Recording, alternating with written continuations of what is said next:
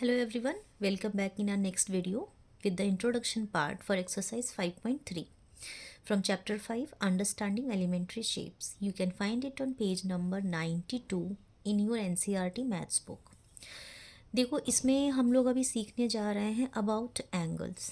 Angles कितने types के होते हैं? एंगल्स 3 टाइप्स के होते हैं, राइट?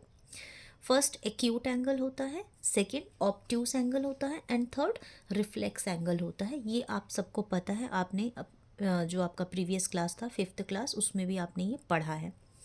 बट इसको मैं थोड़ा डिफरेंट स्टाइल में आज आपको सिखाने जा रही हूँ क्योंकि वही यूज़ होगा आपके एक्सरसाइज में।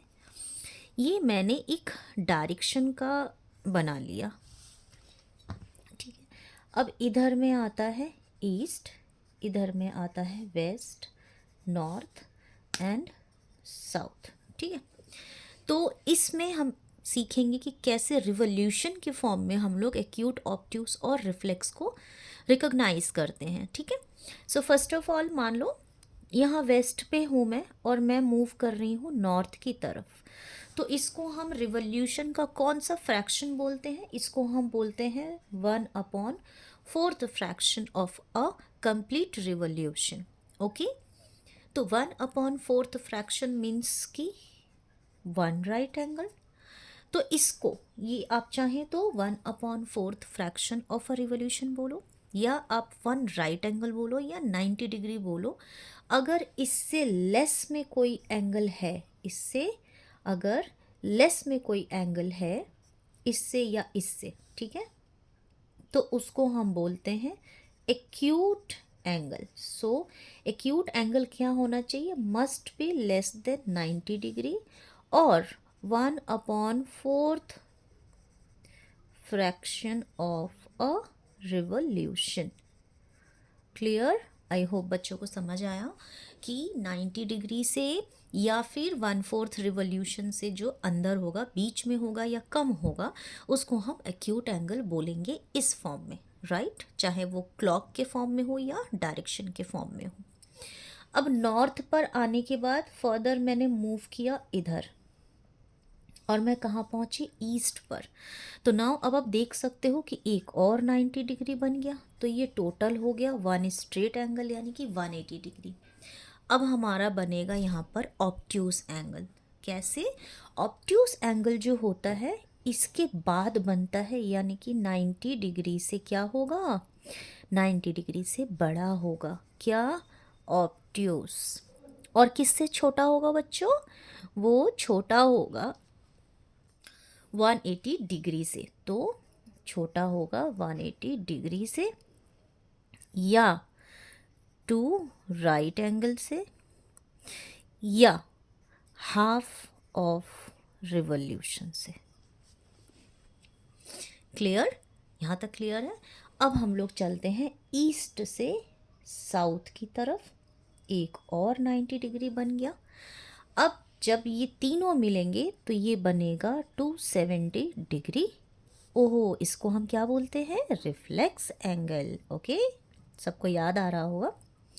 अब रिफ्लेक्स एंगल जो है वो किससे छोटा होना चाहिए? 270 से ना, रिफ्लेक्स एंगल छोटा होना चाहिए 360 डिग्री से। मतलब अच्छा, एक मिनट पहले ये भी बता दूं कि बड़ा किससे होना चाहिए? ये बड़ा होना चाहिए 180 डिग्री से। तो यानी कि 180 डिग्री यानी कि यहाँ से लेकर यहाँ तक, यहाँ से लेकर यहाँ तक, थर्ड और फोर्थ ये जो पार्ट्स हैं, इनमें जो भी एंगल या टाइम या डायरेक्शन फॉल करेगा वो हमारा रिफ्लेक्स एंगल कहलाएगा। फाइन। सो 360 से लेसर होना चाहिए और 180 से ग्रेटर होना चाहिए, ठीक है। अब वो कुछ भी हो सकता है। अब हम लोग फाइनली चलते हैं यहाँ, एक और 90 हो गया और आप देखो हमारा ये जो रिवोल्यूशन है वो डन, कंप्लीट हो गया और यहाँ पर ये बन गया 360 डिग्री, जिसको हम बोलते हैं कंप्लीट एंगल, ठीक है। और कंप्लीट एंगल कहाँ से कहाँ लाया करता है? कंप्लीट एंगल होना चाहिए, यहाँ लिख देती हूँ यहाँ पे, कि ये कंप्लीट एंगल जो है, जगह एक मिनट यहाँ लिख देती हूँ, एंगल अब देखो, जो कंप्लीट एंगल है वो must be less than 360 degree होना चाहिए, ठीक है। और ग्रेटर देन क्या होना चाहिए? कंप्लीट एंगल रिफ्लेक्स एंगल से ग्रेटर होना चाहिए, तो कंप्लीट एंगल बनता है, ठीक। तो आई होप आप बच्चों को ये समझ आ गया। अब इसी को ना मैं आपको एक आधी क्लॉक में समझाती हूँ।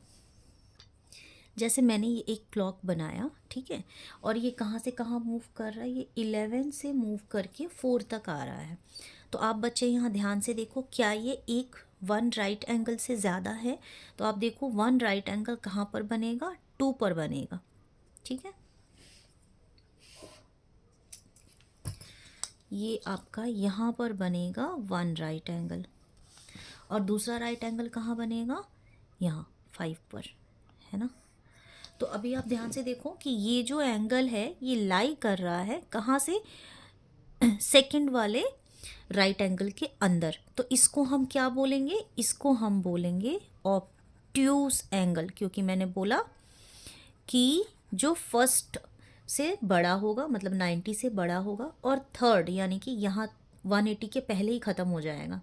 तो 90, ये था 90 से ये बड़ा है, और 180 तक ये पहुँचा नहीं है, तो 180 से छोटा है।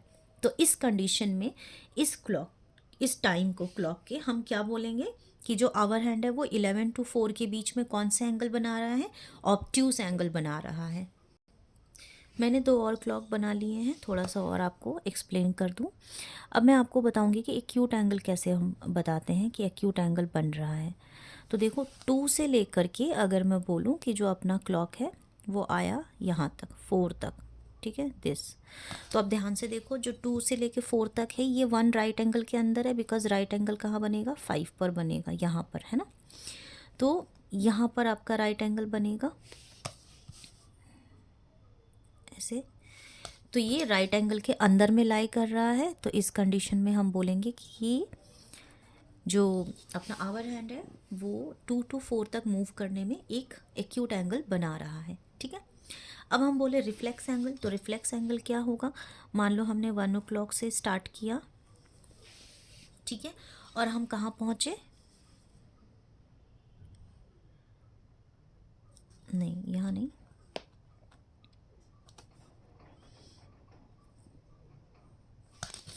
हम पहुँचे 9 o'clock तक। 1 o'clock से हम पहुँचे 9 o'clock तक। तो एग्जैक्टली 270 तो नहीं है ये, बट आप ध्यान दो, अगर मैं इसको अभी आपको 90 डिग्री बना के दिखा दूँ तो ये एक्चुअली में आप देखो, ये था 1 o'clock, ठीक है।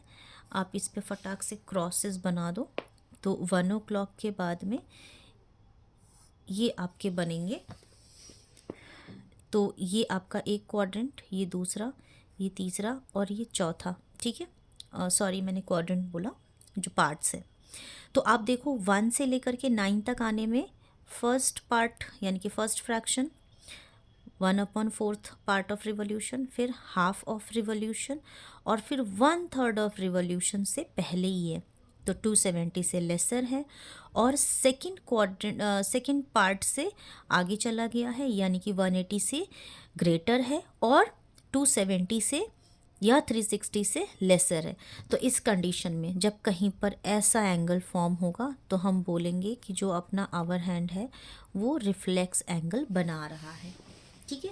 और अगर ये जो क्लॉक है इसी में देख लो आप, जो 11 to 4 आया था, अगर यही वापस यहाँ से पूरा रिवॉल्व करके और 11 पर ही वापस आ गया, तो जब ये 11 to 11 आएगा तो फिर हम इसको बोलेंगे कि ये एक कंप्लीट एंगल यहाँ पर फॉर्म कर रहा है, या 4 राइट एंगल्स फॉर्म कर रहा है, ठीक है। In which whatever the medium of speaking the answer आपका सही होगा। तो इसी के साथ आई होप स्टूडेंट्स को अच्छे से क्लियर हो गया कि एक्यूट क्या होता है, ऑब्ट्यूज क्या होता है, रिफ्लेक्स क्या होता है, किसमें? क्लॉक और डायरेक्शन के मैटर में। तो ठीक है, फिर अब हम लोग नेक्स्ट वीडियो में शूट कर लेते हैं अपना नेक्स्ट एक्सरसाइज, जो कि एक्सरसाइज 5.3 है, और हम लोग इसके सॉल्यूशंस को देखते हैं कि कैसे सॉल्व करना है, ठीक है। Till then thank you and bye bye.